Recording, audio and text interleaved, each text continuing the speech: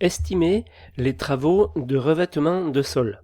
Là-dessus, il y a 3 jours qui sont prévus, d'une durée indicative. À voir là s'il faut 3 jours, peut-être pas. Par contre, là, c'est l'inverse.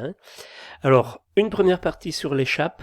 Très important de comprendre les différentes chapes, les chapes de ravoirage, mais pas que. Donc, vous avez pas mal d'appui technique sur les chapes, plus des questions-réponses sur le ravoirage, sur les chapes, sur les sous-couches isolantes, les DTU, parce que les questions-réponses, toujours le même principe, elles sont issues des DTU. Alors le 26.2, c'est sur les chapes, le 52.10 sur les sous-couches isolantes. Ensuite, une partie sur les revêtements durs pour les murs et pour les sols, les revêtements muraux et de sol durs. Voilà.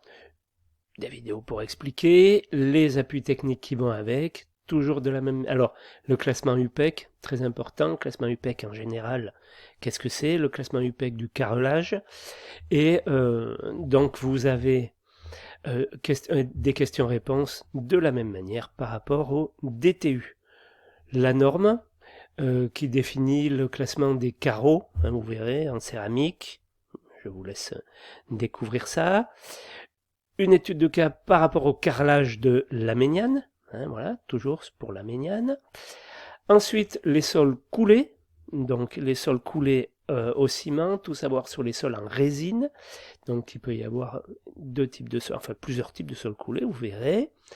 Donc, et le DTU qui concerne les revêtements de sol coulés à base de résine.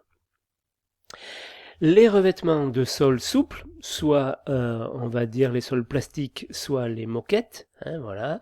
Donc, idem, une vidéo là-dessus, des appuis techniques et les questions-réponses en rapport avec le DTU, voilà, les sols souples en PVC, les sols souples en textile, et une étude de cas sur les sols souples de la Méniane. Voilà pour cette séance où là c'est l'inverse.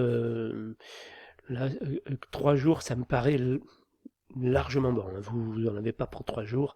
À mon avis, en 2 jours, ça peut être vu. Bon, chacun son rythme. C'est pour vous expliquer que là par contre c'est un peu... c'est large là pour le coup.